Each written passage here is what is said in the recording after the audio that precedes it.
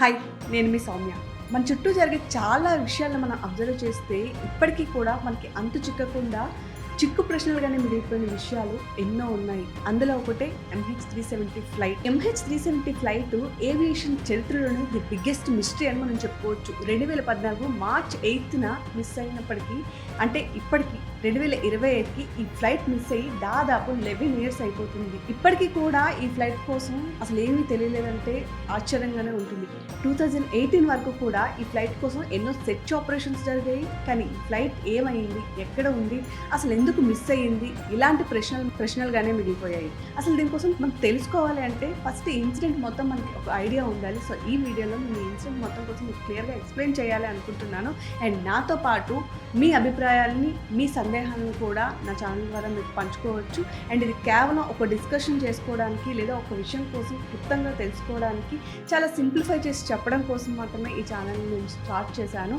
And విషయంలోకి వెళ్ళిపోదాం. నాతో పాటు మీరు కూడా తెలుసుకోవాలి అంటే ఛానల్ని డెఫినెట్లీ సబ్స్క్రైబ్ చేసుకోండి అండ్ సపోర్ట్ చేయండి. రోజుకొక ఇన్ఫర్మేషన్తో మీ ముందుకు నేను వస్తాను. ఈ రోజు మనం ఈ MH370 ఫ్లైట్ కోసం కొంచెం డీటెయిల్గా తెలుసుకుందాం. సో ఫస్ట్ ఈ ఫ్లైట్ ఎక్కడ మిస్ అయింది ఏంటి అనే దాని నుంచి మనం స్టార్ట్ చేసి చూద్దాం.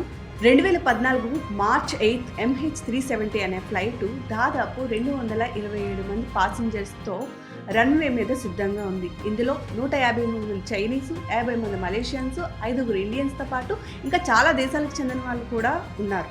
ఈ ఫ్లైట్ మలేషియాలోని కోలాలంపూర్ ఎయిర్పోర్ట్ నుంచి 12:42 AM ఎగ్జాక్ట్గా రన్వే మీద టేకాఫ్ అయింది. దీని డెస్టినేషన్ చైనాలో ఉండేటటువంటి బీజింగ్. దాదాపు ఈ చైనాలో ఉండేటటువంటి బీజింగ్కి 6:30 మార్నింగ్కి ఈ ఫ్లైట్ నార్మల్గానే రీచ్ అవ్వాలి. ఫస్ట్ మనం కొంచెం ఫ్లైట్స్ కోసం తెలుసుకుందాము. మనం ఏ ఫ్లైట్లో చూసుకున్నా సరే ప్రతి ఫ్లైట్లో కూడా ట్రాన్స్ఫార్మర్స్ ఉంటాయి. ఈ ట్రాన్స్ఫార్మర్స్ అంటే ఒక టెక్నికల్ ఇష్యూస్ అనమాట. సో ఈ ట్రాన్స్ఫార్మర్స్ ఏం చేస్తాయంటే ఈ ఫ్లైట్కి సంబంధించినటువంటి సిగ్నల్స్ని, ఈ లొకేషన్స్ని చూపిస్తూ ఉంటాయి. సో ఈ లొకేషన్స్ని ఏదైతే రాడార్ సిస్టమ్ ఉంటుందో ఆ రాడార్ సిస్టమ్ నుంచి ప్రతి ఎయిర్పోర్ట్లో కూడా ఈ రాడార్ సిస్టమ్ ఉంటుంది. ఈ రాడార్ సిస్టమ్ నుంచి టేక్ ఆఫ్ అయినటువంటి ఫ్లైట్ ఏ దిశలో వెళ్తుంది, ఎంత దూరం వెళ్ళింది, దాని యొక్క సిగ్నల్స్ని క్యాచ్ చేస్తూ 24 hours కూడా ఎయిర్పోర్ట్ అథారిటీ నుంచి ఈ రాడార్ సిస్టమ్ని మానిటరింగ్ చేస్తారు. ఈ ఫ్లైట్ కూడా యాజ్ యూజువల్గానే అన్ని ఫ్లైట్స్ లాగే టేక్ ఆఫ్ అయింది. సో టేక్ ఆఫ్ అయినప్పుడు కూడా ఎలాంటి ఇష్యూస్ లేవు. సో ఈ ఫ్లైట్ టేక్ ఆఫ్ అయిన తర్వాత వియత్నాంకి మలేషియాకి మధ్యలో ఉండేటటువంటి ఓషన్ ఏదైతే ఉంటుందో ఆ సముద్ర భాగంలో యాజ్ యూజువల్గానే ట్రావెల్ చేస్తుంది. సగం ట్రావెల్ చేసిన తర్వాత సడన్గా ఫ్లైట్ అనేటటువంటిది ఏదైతే ఈ ఫ్లైట్ ఉంటుందో అది లెఫ్ట్కి తీసుకుంది. అంటే మళ్ళీ స్ట్రైట్గా వెళ్ళాల్సిన ఫ్లైట్ లెఫ్ట్ తీసుకున్నంత వరకు కూడా ఈ రాడార్ సిస్టమ్స్ ఏవైతే ఉన్నాయో ఈ ఎయిర్పోర్ట్కి సంబంధించినవి ఆ ఎయిర్పోర్ట్ సిస్టమ్స్లో కనిపించాయి. సో దీన్ని ఎవరు అబ్జర్వ్ చేస్తున్నారు? అటు వియత్నాంకి సంబంధించినటువంటి ఎయిర్పోర్ట్ అథారిటీ వాళ్ళు, వైపు మలేషియాకి చెందినటువంటి ఎయిర్పోర్ట్ అథారిటీ వాళ్ళు, వీళ్ళిద్దరూ కూడా అబ్జర్వ్ చేస్తున్నారు. బేసిక్గానే మనకి ఒక ఫ్లైట్ మూవ్ అయింది అంటే ఫస్ట్ 3 సిస్టమ్స్ ద్వారా ఫ్లైట్ మనం అబ్జర్వ్ చేయొచ్చు. ఒకటి రాడార్ సిస్టమ్ అని చెప్పాను. ఇంకొకటి ఏంటి అంటే మనకి మిలిటరీ రాడార్ సిస్టమ్ అని ఒకటి ఉంటుంది. దానిలో కూడా ఫ్లైట్ యొక్క సిగ్నల్స్ని లేదా ఫ్లైట్ యొక్క మూవ్మెంట్స్ని వీళ్ళు అబ్జర్వ్ చేస్తారు. ఇక ఈ రెండు ఒకవేళ ఏమైనా ఇబ్బంది కలిగి కనిపించలేదు అనుకుంటే శాటిలైట్ సిస్టమ్ ద్వారా ఈ ఫ్లైట్కి ఉండేటటువంటి దీని నుంచి సిగ్నల్స్ అనేవి మనకి కనెక్ట్ అవుతాయి. సో ఆ దిశ నుంచి అసలు ఆ ఫ్లైట్ ఎటు వెళ్తుంది ఏంటి అనే దానికని ఇలా మానిటరింగ్ చేయడానికి కూడా మనకి ఛాన్సెస్ ఉంటాయి. సో ఫస్ట్ ఈ ఫ్లైట్ విషయంలో రాడార్ సిస్టమ్ అయితే సగం వరకు వెళ్ళిన తర్వాత ఆ ఫ్లైట్ నుంచి సిగ్నల్ కట్ అయిపోయింది. సో ఎప్పుడైతే రాడార్ సిస్టమ్ నుంచి సిగ్నల్ కట్ అయిందో సో దీనిలో సిగ్నల్ కట్ అవ్వడానికి కూడా మనకి ఛాన్సెస్ ఉంటాయి. అయితే వెదర్ ఎప్పుడైతే క్లౌడీగా ఉంటుందో, లేకపోతే తుఫాన్లు వచ్చినప్పుడు కానివ్వండి, లేదా పెద్ద పెద్ద థండర్ స్టార్మ్స్ వచ్చినప్పుడు కానివ్వండి, ఇలాంటప్పుడు మనకి ఏవైతే రాడార్ సిస్టమ్స్ ఉంటాయో అవి పనిచేయడం మానేస్తాయి. బట్ ఈ ఫ్లైట్ విషయంలో ఏమీ జరగలేదు. వెదర్ యాజ్ యూజువల్గా చాలా నార్మల్గానే ఉంది. బట్ రాడార్ సిస్టమ్ నుంచి సడన్గా సిగ్నల్ అనేటటువంటి కట్ అయింది. రాడార్ సిస్టమ్లో సిగ్నల్ కట్ అయిందో దాని తర్వాత వీళ్ళు ఏం చేశారు, మిలిటరీ రాడార్ సిస్టమ్ని చూశారు. మిలిటరీ రాడార్ సిస్టమ్ని చూసినట్లయితే 2:23 AM ఫ్లైట్ లెఫ్ట్ తీసుకొని ఏదైతే మనకి ఇండియన్ ఓషన్ ఉందో ఆ ఇండియన్ ఓషన్ నుంచి ట్రావెల్ చేస్తున్నట్లుగా చూపించింది. సడన్గా దీనిలో నుంచి కూడా సిగ్నల్స్ కట్ అయిపోయిన తర్వాత ఈ థర్డ్ ఆప్షన్ ఏం చేశారు, ఏదైతే శాటిలైట్ సిస్టమ్ ఉంటుందో శాటిలైట్ సిస్టమ్ ద్వారా అసలు ఫ్లైట్ ఎక్కడికి వెళ్ళింది ఏంటనేది అబ్జర్వ్ చేశారు. సో ఈ శాటిలైట్ సిస్టంలో కూడా ఏదైతే మనకి ఇండియన్ ఓషన్ ఉంటుందో ఆ ఇండియన్ ఓషన్లో దాదాపు మనకి ఈ ఫ్లైట్ 5 అవర్స్ స్ట్రైట్గా ట్రావెల్ చేసినట్లుగా చూపించి సడన్గా ఆ సిగ్నల్ కూడా కట్ అయిపోయింది. ఈ ఫ్లైట్ నార్మల్గానే 6:30 మార్నింగ్కి అక్కడ ఉండేటటువంటి డెస్టినేషన్ చేరుకోవాలి. అయినా మార్నింగ్ 7:30, 8:30 అవుతున్నా కూడా ఈ ఫ్లైట్ అక్కడికి వెళ్ళలేదు, బీజింగ్కి చేరుకోలేదు. సో దీంతో ఎవరైతే ఎయిర్పోర్ట్ అథారిటీ వాళ్ళు ఉన్నారో అప్పటి వరకు వెయిట్ చేసి దాని తర్వాత వీళ్ళు గవర్నమెంట్కి ఇన్ఫార్మ్ చేశారు. ఎందుకు అప్పటి వరకు వెయిట్ చేశారంటే దానికి కూడా మేబీ రీజన్స్ ఉండొచ్చు. ఒకవేళ ఏవైనా థండర్ స్టార్మ్స్ కానీ లేదా ఫ్లైట్లో ఏమైనా టెక్నికల్ ఇష్యూస్ ఉన్నప్పుడు ఫ్లైట్లో మనకి ఫ్యూయల్ సిస్టమ్ ఉంటుంది. ఆ ఫ్యూయల్ సిస్టంలో కూడా చాలా వరకు ఫ్లైట్లో ఉండాల్సిన ఫ్యూయల్ కంటే కాస్త ఎక్కువ ఉంటుంది. ఇలాంటివి ఏమైనా వచ్చినప్పుడు ఎక్కువ టైం ఎయిర్లో ఫ్లైట్ ఉండాలి అనుకున్నప్పుడు ఎలాంటి ఇబ్బందులు రాకుండా ఉండడానికి. కాబట్టి వీళ్ళు 7:30 అరౌండ్ 8:30 మార్నింగ్ వరకు వెయిట్ చేశారు. బట్ అప్పటికి ఇంకా ఫ్యూయల్ అయిపోయి ఉంటుంది అని వీళ్ళు డిసైడ్ అయ్యి అప్పుడు ఫ్లైట్ కనిపించడం లేదని చెప్పి మలేషియన్ గవర్నమెంట్కి ఇన్ఫార్మ్ చేశారు. సో వీళ్ళు ఏం చేశారు, ఆస్ట్రేలియాకి సంబంధించినటువంటి ఏదైతే ఆ షిప్ కనిపించకుండా పోయిందో అక్కడ దాదాపు 19 బోట్స్తో 4.66 మిలియన్ స్క్వేర్ ఫీట్స్తో మొత్తం ఆ స్పేస్ ఏదైతే ఉంటుందో దానిలో నుంచి కూడా వీళ్ళు సెట్ చేశారు. అంటే ఆ స్క్వేర్ ఫీట్స్ అంతా మనం చూసుకున్నట్లయితే దాదాపు మన ఇండియా అంత ఎంత పెద్ద ప్లేస్ ఉంటుందో మన ఇండియా అంత పెద్ద ప్లేస్లో వీళ్ళు సెట్ చేశారు. అయినా సరే కూడా ఎక్కడ కూడా ఆ ఫ్లైట్కి సంబంధించినటువంటి ఏ చిన్న ఇన్ఫర్మేషన్ కూడా దొరకలేదు. దాంతో అప్పుడు స్టార్ట్ అయిన సెర్చ్ ఆపరేషన్స్ దాదాపు 3 ఇయర్స్ అదే విధంగా కంటిన్యూ అయ్యాయి. ఫస్ట్ థాయిలాండ్కి సంబంధించినటువంటి ఏరియా అంతా వీళ్ళు సెట్ చేశారు, దొరకలేదు. దాని తర్వాత ఏవైతే ఈ నావిగేషన్ సిగ్నల్స్ ఉన్నాయో దీనికి సంబంధించి లాస్ట్లో ఇండియన్ ఓషన్లోనే ఈ ఫ్లైట్ అనేటటువంటిది కనిపించకుండా పోయింది. కాబట్టి ఆ ఇండియన్ ఓషన్కి సంబంధించినటువంటి భూభాగంలో కూడా దాదాపు 3 ఇయర్స్ పాటు కూడా వీళ్ళు సెట్ చేశారు. సో ఎలాంటి యూజెస్ లేకపోయిందని చెప్పుకోవచ్చు. సో చివరికి ఏదైతే ఈ సెట్ చేసినటువంటి కంపెనీ ఉంటుందో ఈ సెర్చింగ్ అంతా కూడా ఓషియన్ ఇన్ఫినిటీ కంపెనీ అనేటటువంటి ఒక ప్రైవేట్ సంస్థ దీన్ని సెట్ చేస్తుంది. ఎందుకు, ఒకవేళ ఫ్లైట్ని వీళ్ళు కనిపెట్టినట్లయితే వాళ్ళ కంపెనీకి అదొక పెద్ద మార్క్ కాబట్టి ప్రపంచంలో వాళ్ళ కంపెనీకి అంటూ ఒక క్రెడిట్ వస్తుందని చెప్పే ఉద్దేశంతో వీళ్ళు దీన్ని స్టార్ట్ చేశారు. బట్ 3 ఇయర్స్ వెతికిన తర్వాత ఇంకా ఆ సంస్థ కూడా చేతులు ఎత్తేసింది. ఇంకా మా వల్ల కాదు, ఈ ఫ్లైట్ని మేము కనుగొనలేము, ఇప్పటి వరకు వెతికిన దాంట్లో అసలు ఈ ఫ్లైట్ ఎక్కడ కూడా కనిపించలేదు అని చెప్పి వీళ్ళు కూడా వదిలేశారు. దీంతో 2017లో దీనికి సంబంధించినటువంటి సెర్చ్ ఆపరేషన్ కూడా ఆపేశారు.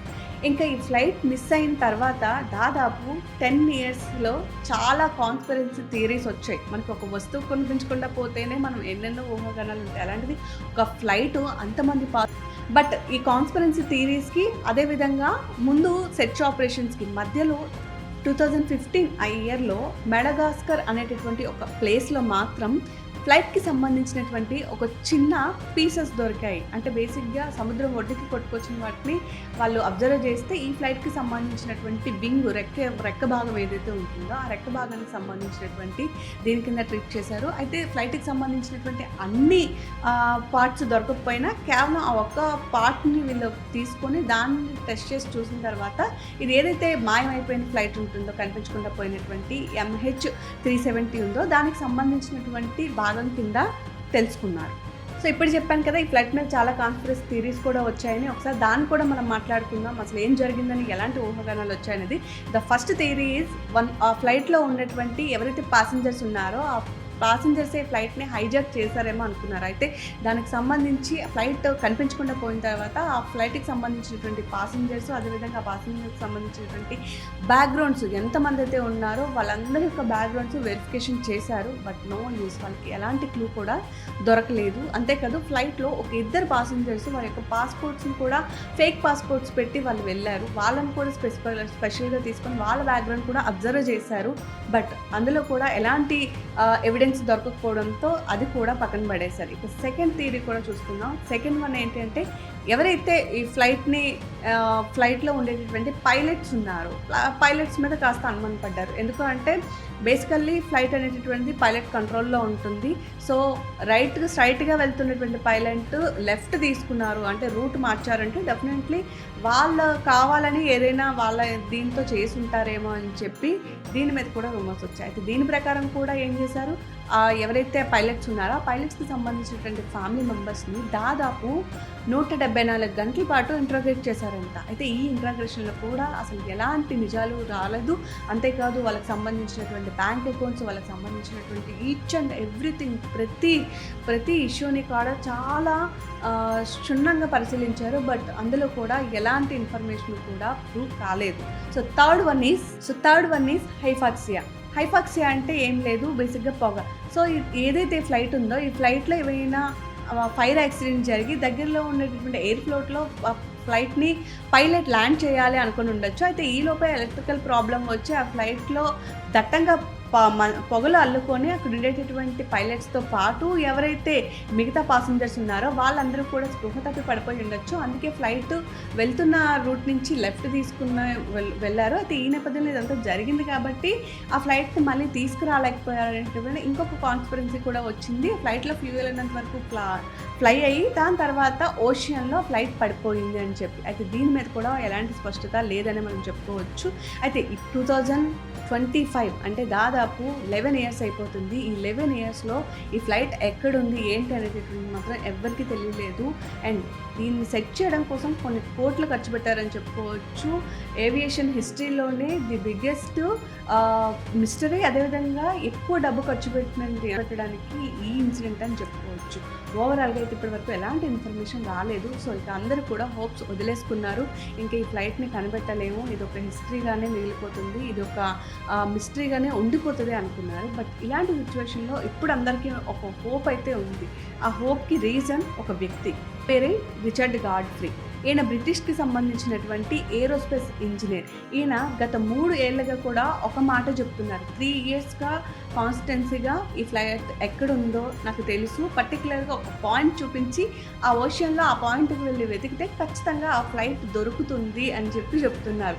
అయితే ప్రతి ఒక్కరు కూడా ఈయనకి ఎంత కాన్ఫిడెన్స్ ఎందుకు, అసలు ఎప్పుడో తప్పిపోయిన ఫ్లైట్ మళ్ళీ దొరుకుతుంది అనుకోవడమే ఎక్కువ. అంటే ఈయన ఖచ్చితంగా అంత పెద్ద సముద్రంలో ఒక చిన్న పాయింట్ చూపించి ఇందులోనే ఈ ఫ్లైట్ ఉంది, ఖచ్చితంగా వెతికితే 1 ఇయర్లో మీకు ఈ ఫ్లైట్ దొరికేస్తుంది అని ఎంత ఖచ్చితంగా ఎలా చెప్తున్నారు అంటే, ఈయన ఫ్లైట్ మిస్ అయిన రోజు ఏదైతే ఇండియన్ ఓషన్ మీదుగా ప్రయాణించిన రేడియో వేవ్స్ ఆధారంగా ఫ్లైట్ ప్రయాణించిన పాత్ని అనాలిసిస్ చేశాడంట. అయితే దీనికోసం ఈయన వాడిన టెక్నాలజీ VSPR.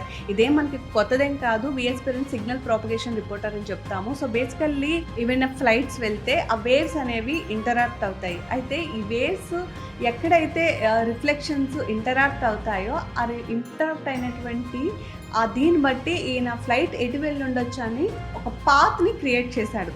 ఈ పాత్ కూడా డైరెక్ట్గా 7th ఓషన్, ఏదైతే 7th ఆర్క్ ఉందో ఆ 7th ఆర్క్ దగ్గరికి వెళ్ళి ఆగింది.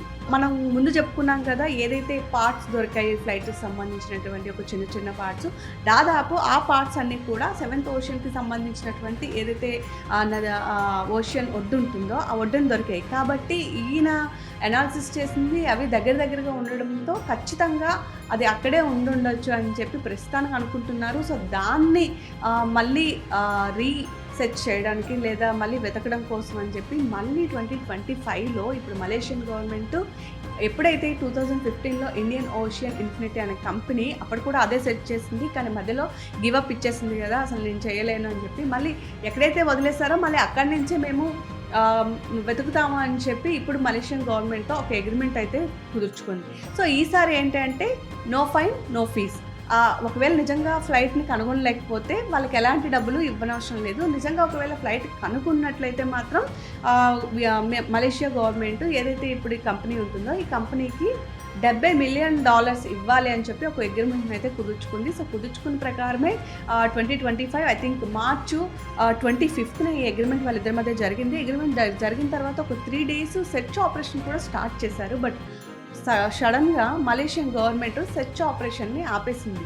సో రీజన్ ఏంటంటే దానికి సంబంధించినటువంటి మినిస్టర్స్ వాళ్ళు చెప్తుంది ఏంటి అంటే, ప్రస్తుతానికి వెదర్ కండిషన్స్ బాగాలేదు కాబట్టి ఇప్పుడు వెతకడం అంత సేఫ్ కాదు, వెళ్ళిన వాళ్ళకి కూడా అంత సేఫ్ కాదు. సో వెదర్ కండిషన్స్ అవి నార్మల్ అయిన తర్వాత మళ్ళీ సెర్చ్ ఆపరేషన్ని స్టార్ట్ చేస్తాము, అంటే 2025 ఇయర్ ఎండ్లో మళ్ళీ సెర్చ్ ఆపరేషన్ని స్టార్ట్ చేస్తామని వాళ్ళు చెప్తున్నప్పటికీ సాధారణంగా మనకి బయట వినిపిస్తుంది ఏంటి అంటే ఇద్దరికి మధ్యలో అగ్రీమెంట్‌లో ఏదో సమ్ గొడవలు ఇష్యూస్ వచ్చాయి కాబట్టి సడెన్‌గా దీనికి సంబంధించింది ఆపేశారు అని. అయితే అప్పుడు గివ్ అప్ ఇచ్చినటువంటి ఈ ఓషన్ ఇన్ఫినిటీ కంపెనీ మళ్ళీ ఇప్పుడు ఆ ఫ్లైట్‌ని కనుగొనడానికి ముందుకొచ్చి అగ్రీమెంట్ కూడా చేసుకుంది అంటే అసలు ఎలా చేసుకుంది అనేటటువంటి ఒక క్వెషన్ కూడా వస్తుంది. మేబీ ఎవరైతే ఆయనకి చెప్పారో రిచర్డ్ గాడ్‌ఫ్రీ ఆయన చెప్పినటువంటి ఆయన చూపించినటువంటి పర్టిక్యులర్ పార్ట్ ఏదైతే ఉందో ఆ పార్ట్‌లో వెతకడం కోసమే ఈ కంపెనీ మేబీ మళ్ళీ అగ్రీమెంట్ చేసుకుని ఉండొచ్చు. ఎందుకంటే ఆ ఫ్లైట్‌ని కనుగొంది అంటే వరల్డ్‌లోనే ది బిగ్గెస్ట్ హిస్టరీ అవుతుంది. ఆ కంపెనీకి ఒక గొప్ప క్రెడిట్ కూడా ఉంటుంది కాబట్టి మేబీ అట్లా ఆలోచించి ఉండొచ్చు. అండ్ ఈ ఓషన్ ఇన్ఫినిటీ కంపెనీ అనేటువంటిది చాలా న్యూ టెక్నాలజీని కూడా యూజ్ చేస్తూ ఉంటుంది. సో అక్కడికి వెళ్ళి వెతకాలి అంటే అది అంత చిన్నదేం కాదు. సో ఈ న్యూ టెక్నాలజీని యూజ్ చేసి ఆ కంపెనీ అయితే ఎట్టకేలకు ఈ ఇన్సిడెంట్ మీద ఒక కన్క్లూజన్ ఇస్తాను అని అంటుంది. గా MH370 ఫ్లైట్‌కి సంబంధించినటువంటి ఫుల్ ఇన్ఫర్మేషన్ అనమాట. సో నేను చాలా సింపుల్గా మీకు అర్థమవ్వాలి అని చెప్పి చాలా షార్ట్ కట్లో చెప్పాను. ఇది అనుకున్నంత చిన్న ఇష్యూ అయితే మాత్రం కాదనే చెప్పుకోవాలి. సో మరి మీరేమంటారు ఈ ఎక్స్ప్లెనేషన్ మీద? అండ్ ఇలాంటి ఇన్ఫర్మేషన్ వీడియోస్ తెలుసుకోవాలి అనుకుంటే ఖచ్చితంగా మీరు చేయాలి కదా, ఛానల్ని సబ్స్క్రైబ్ చేసుకోండి అండ్ లైక్ చేయండి. ఈ ఇన్ఫర్మేషన్ మీకు నచ్చితే మీతో పాటు మీకు తెలిసిన వాళ్ళకి కూడా షేర్ చేయండి. డెఫినెట్లీ యూజ్ అవుతుంది అని అనుకుంటున్నాను. అండ్ నెక్స్ట్ ఇలాంటి ఇన్ఫర్మేషన్తో మళ్ళీ నేను ముందుకు వచ్చేస్తాను. Keep watching.